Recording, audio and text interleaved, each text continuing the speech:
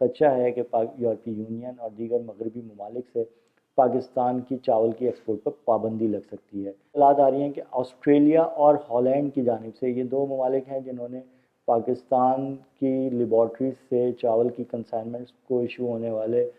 जो सर्टिफिकेट्स हैं तस्लीम करने से इनकार कर दिया है। तो एफआईआर में अगर तफ्तीशी अफसर का नाम पड़े, शुरू ही तफ्तीशी अफसर से अगर आप शुरू से तफ्तीशी अफसर से शुरू करें कि जो पुलिस से डेपुटेशन पर जो है एफआईए में आए हैं 5 साल और से उनकी ज़्यादा 5 साल से ज़्यादा की मतलब उन्होंने जो उनका जो कॉन्ट्रैक्ट से भी ऊपर जो पीरियड है वो भी गुजर चुका है और वो अभी मुख्तलिफ इंक्वायरी की वजह से उनके पर लेटर भी जारी हो चुके हैं। उसमें एक एक्सपोर्टर भी इन्वॉल्व है। बिल्कुल, तो आप एक्सपोर्टर मुकदमे में से एक्सपोर्टर को नामजद नहीं कर बिल्कुल सकते। बिल्कुल इसमें राइस एक्सपोर्ट एसोसिएशन ऐसे मामला ये हुआ है कि राइस एक्सपोर्टर एसोसिएशन ने एहतजाज किया और डीपीपी में जो है जॉइंट सेक्रेटरी जो national food security and research के बिलाल हैदर साहब हैं, वो जब 2 दिन पहले कराची आए थे और उनसे राइस एक्सपोर्ट एसोसिएशन के वक्त में मुलाकात भी की।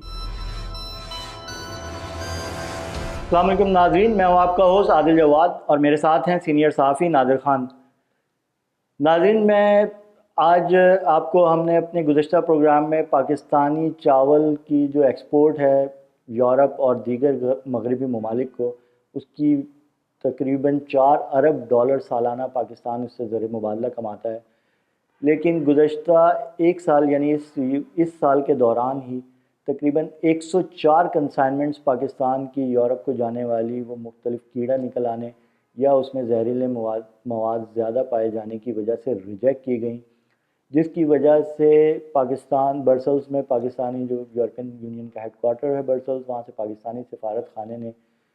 एक मरासले तहरीर किए। पाकिस्तान को तवातुर से 3 से 4 मरासले तहरीर कर चुके हैं, जिसमें उन्होंने फेडरल गवर्नमेंट से दरख्वास्त की है कि पाकिस्तान से जाने वाली चावल की कंसाइनमेंट्स को कीड़ों से पाक करने और उसको इंटरनेशनल मेयार के मुताबिक बनाने के लिए इकदाम किए जाएँ, वरना ये खदशा है कि यूरोपीय यूनियन और दीगर मगरबी ममालिक से पाकिस्तान की चावल की एक्सपोर्ट पर पाबंदी लग सकती है। अभी हमने इस खदशे का इजहार अपने पिछले गुज़श्ता हफ्ते के प्रोग्राम में किया था, लेकिन अब हमारे पास ये इत्तलात आ रही हैं कि ऑस्ट्रेलिया और हॉलैंड की जानिब से, ये दो ममालिक हैं जिन्होंने पाकिस्तान की लेबॉर्ट्रीज से चावल की कंसाइनमेंट्स को इशू होने वाले जो सर्टिफिकेट्स हैं, जो कि वो उससे फ़ाइटो सर्टिफिकेट एक होता है और एक उसके अंदर एफ्लाटॉक्सिन लेवल का सर्टिफिकेट होता है, उन दोनों सर्टिफिकेट्स को तस्लीम करने से इनकार कर दिया है, जिसके बाद ये खदशा पैदा हुआ है कि इन दोनों ममालिक को पाकिस्तान की चावल की एक्सपोर्ट शायद रुक जाए। और अगर हॉलैंड ने या किसी ने इस तरह का फ़ैसला लिया तो फिर यूरोपीय यूनियन भी ये उसको फॉलो कर सकती है उस फैसले को। इस सिलसिले में प्राइम मिनिस्टर हाउस ने ये मामला पिछले 2-3 महीने से जारी है। सितंबर के एंड में प्राइम मिनिस्टर हाउस ने एक इंक्वायरी का ऑर्डर किया था, जो कि एफआईए 2 महीने तक उस इंक्वायरी को करते रहे और उन्होंने अपनी रिपोर्ट भेजी, जिसके बाद लेकिन जब गुज़श्ता हफ्ते यानी 5 दिसंबर को एक और ख़त मौसूल हुआ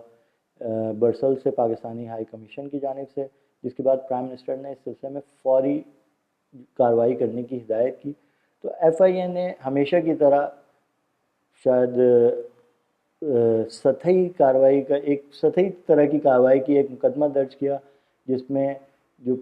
कॉन्ट्रैक्ट मुलाजमीन है एंटामोलॉजिस्ट 17 उन्हें नामजद किया और उसमें से कुछ लोगों को गिरफ़्तार भी किया है। ऐसा क्या है इस मुकदमे की, क्या तफसीलात हैं और क्या एफआईए संजीदा नज़र आती है इसमें, या ये हमेशा की तरह सिर्फ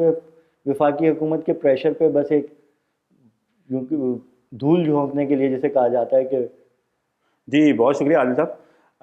एफआईए की संजीदगी तो आपको इसी तरीके से नज़र आती है कि अगर आप उस एफआईआर में अगर तफ्तीशी अफसर का नाम पढ़ें, शुरू ही तफ्तीशी अफसर से अगर आप शुरू से तफ्तीशी अफसर से शुरू करें कि जो पुलिस से डेपुटेशन पर जो है एफआईए में आए हैं 5 साल और उनकी 5 साल से ज़्यादा की मतलब उन्होंने जो उनका जो कॉन्ट्रैक्ट से भी ऊपर जो पीरियड है वो भी गुजर चुका है और वो अभी मुख्तलिफ इंक्वायरी की वजह से उनके पर लेटर भी जारी हो चुके हैं कि उन्हें वापस सिंध पुलिस के हवाले मिसकंडक्ट की सूरत में, लेकिन वो लेटर किसी न किसी अफसरान के सहारे जो है वो अभी तक रुके हुए हैं और उन्हीं अफसर को जो है वो ये इंक्वायरी दी भी गई है। एफआईए के मतलब ये अफसर तो वैसे भी इनकी कोई तफ्तीशी, क्योंकि पुलिस से आने वाले अफसरान ज़ाहिर है वाइट कॉलर क्राइम के हवाले से उनकी एक्सपर्टीज़ नहीं होती, और एफआईए के जो अपने अफसरान हैं जो कि वाइट कॉलर क्राइम का खासा वसी तजर्बा रखते हैं, तो ये इंक्वायरी या ये एफआईआर उन्हें क्यों नहीं दी गई? अच्छा देखिए, सबसे दिलचस्प बात यह है कि राइस एक्सपोर्ट पाकिस्तान की दूसरी बड़ी एक्सपोर्ट है, और इसके लिए आपको बहुत संजीदगी का मुजाहरा करना था, और संजीदगी का मुजाहरा भी ऐसा करना था कि आपके राइस एक्सपोर्ट के ऊपर ही असरअंदाज ना हो, और आपका जो ऑर्डर है उसके ऊपर भी इम्प्लीमेंट हो मतलब ये जाए। आपके जो मतलब टेक्निकल एक्सपोर्टर है जो हाँ, आपका वो मुतासिर ना हो। जाहिर है उससे मुतासिर ना हो। अब लेकिन इतने भोंडे तरीके से एफआईआर काटी गई कि आप उस एफआईआर में अगर आप एक्सपोर्टर को शामिल नहीं करेंगे तो आपकी एफआईआर वैसे ही बेकार हो जाएगी। सही। क्यों और एक्सपोर्टर को शामिल करेंगे तो तो आप आपकी वैसे ही आपकी एक्सपोर्ट एक्सपोर्ट के बंद ऊपर हो काम जाएगी। अब सूरत हाल ये है कि जो 104 कंसाइनमेंट्स हैं, उस 104 कंसाइनमेंट को आप टेक्निकल तरीके से देखें ना, कि 104 कंसाइनमेंट्स हैं, उसके ऊपर क्वेश्चन क्या किया उन्होंने। उन्होंने क्वेश्चन ये किया है कि भाई आपके ऊपर एफ्लाटॉक्सिन का रेट आया है, आप एसजीएस लैब से आप करवाते हैं मामला, और आपकी जो दो उन्होंने कीड़ों का जिक्र किया, एक मिनरल ऑयल है और एक इसके अलावा जो है जो एमआरएल जो चेक करते हैं, तो वो जिम्मेदारी तो डीपीपी की बनती नहीं है।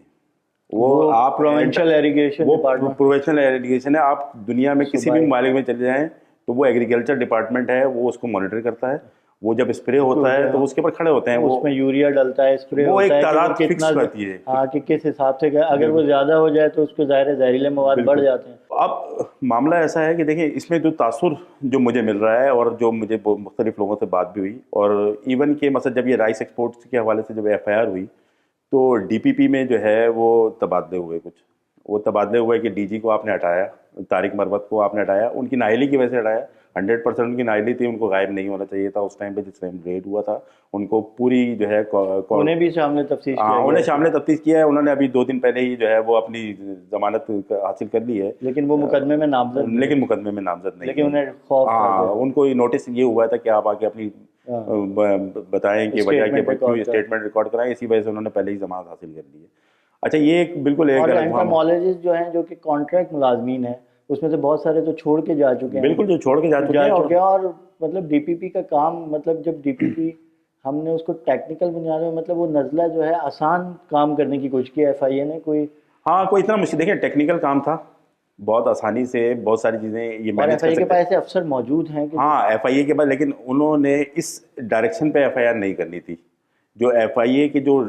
अफसरान हैं जो ये समझते हैं डीपीपी के मामलात को, उन्होंने इस इंक्वायरी को लेने से मना कर दिया था, और इसी वजह से कि जो डायरेक्शन उनको दी जा रही थी कि इस डायरेक्शन के ऊपर एफआईआर करें, तो वो डायरेक्शन बनती नहीं थी किसी सूरत में कि आपकी एक्सपोर्ट मुतासिर हो रही है सीधी सीधी। और दूसरा मसला ये है कि एंटामोलॉजिस्ट का मामला है, एंटामोलॉजिस्ट के क्वेश्चन क्या कर सकते हैं आप? अगर एंटामोलॉजिस्ट के ऊपर क्वेश्चन करना ही है आपको, तो इस वक्त तो सबसे बड़ा मामला ये है कि वीट स्कैंडल के जो एंटामोलॉजिस्ट हैं वो तो दोबारा तैनात हैं यहाँ पर। सही बात। अब उसकी सबसे बड़ी मामला ये है कि जो 255 जिस खातून एंटामोलॉजिस्ट ने आपकी 255 वीट की जो है एनओसी कंसाइनमेंट की एनओसी जारी की है, वो डीपीबी ने तो उसको तो इस वक्त सी पोर्ट का इंचार्ज बना के रखा हुआ है। तो अगर एफआईए क्वेश्चन करना था तो वहाँ करती ना। तो आप यहाँ पर एंटामोलॉजिस्ट, वो एंटामोलॉजिस्ट जो यहाँ से एफआईए डीपीपी को छोड़ के जा चुके हैं, आप उनके खिलाफ मुकदमात और उनको आप गिरफ्तारी करने के लिए बहुत बड़ा काम कर रहे हैं कि फैसलाबाद और बावलपुर से गिरफ्तार करने जा रहे हैं, जब वो अपने किसी काम में मसरूफ़ हैं, वहाँ से गिरफ्तार करके आप लेकर आ रहे हैं। तो लेकर आ रहे हैं तो क्वेश्चन ये है कि अदालत भी ये उनसे सवाल कर रही है कि भाई आपने रिश्वत दी तो कोई किसको दी, या तो किसी एक्सपोर्टर को दी है या ना चलते किसी बंदे को दी है। तो अब लेकिन अब मामला ऐसा है कि आप एक्सपोर्टर को, जाहिर है अगर ये मिसकंडक्ट इसमें पाया गया कि जी उन्होंने बगैर सर्टिफिकेट के या गलत सर्टिफिकेट पे भेजा, तो जाहिर है उसमें एक एक्सपोर्टर भी इन्वॉल्व है। बिल्कुल, तो आप मुकदमे में से एक्सपोर्टर को नामजद नहीं कर बिल्कुल, सकते। बिल्कुल। इसमें राइस एक्सपोर्ट एसोसिएशन, ऐसे मामला ये हुआ है कि राइस एक्सपोर्टर एसोसिएशन ने एहतजाज किया, और डीपीपी में जो है जॉइंट सेक्रेटरी जो national food security and research के बिलाल हैदर साहब हैं, वो जब 2 दिन पहले कराची आए थे और उनसे राइस एक्सपोर्ट एसोसिएशन के वक्त में मुलाकात भी की, और उन्होंने सबसे पहले तो उन्होंने कहा कि क्योंकि उसमें 2-3 ऐसे अफराद थे जिनको निशान इम्तियाज़ खुद हुकूमत पाकिस्तान ने दिया हुआ है उसको, तो उन्होंने कहा कि हमारा निशान इम्तियाज़ लें और आप पहले सबसे पहले अंधेरा जो ब्रिसल्स में जो पाकिस्तानी सफ़ीर है सबसे पहले तो उनको दे दें। ये कि उन्होंने जिस मतवातर तरीके से एक लाइन बना के जो लेटर लिखना शुरू किए, क्योंकि मामला ये है कि आप अमेरिकन की कंसाइनमेंट देखें, आप इंडिया की कंसाइनमेंट देखें, वो पाकिस्तान से ज़्यादा ख़तरनाक तरीके से उनके ऊपर क्वेश्चंस हैं, उनकी जो ज़रात है उनके ऊपर ज़्यादा क्वेश्चन हैं, लेकिन उन्होंने आज तक किसी को इंक्वायरी कंडक्ट नहीं कराई और ना उनको एक्सपोर्ट पे बैन लगाया। आपकी वजह से ऑस्ट्रेलिया और हॉलैंड में, आप देखिए ना, हॉलैंड ने भी आपके फाइटोसैनिटरी सर्टिफिकेट के ऊपर क्वेश्चन उठाया है और ऑस्ट्रेलिया ने भी उठाया है। लेकिन मामला ये है कि जिस दौरान में 104 कंसाइनमेंट पे आपका ब्रसेल्स से सफारतकार जो है क्वेश्चन उठा रहा था, कराची से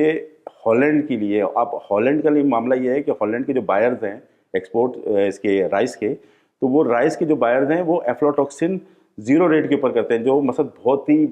आला मयार का किस्म का जो चावल होता है, और पाकिस्तान से वो चावल इसी दौरान में गया भी है हॉलैंड में। लेकिन एफआईए ने जो इंक्वायरी की, एफआईए ने जो वांटे तरीके से एफआईआर की, इंटरनेशनल मीडिया पे खबर बनी, और उसके ऊपर वही तो ये सूरत हाल तो कुछ इसी तरह की बन रही है कि जिस तरह पीआईए में गुलाम सरवर जो एक पीटीआई दौर में एक वजीर थे जिन्होंने पीआईए के पायलट्स के लाइसेंसेस को ही जाली असम्बली में तकरीर करते हुए कहा था, और जिसके बाद पूरी दुनिया में पीआईए पे पाबंदी लग गई थी, और ना सिर्फ पीआईए बल्कि पाकिस्तान सिविल एविएशन पे ही जो है उनके मयार पे पाबंदी लग गई थी। नाज़रीन, ये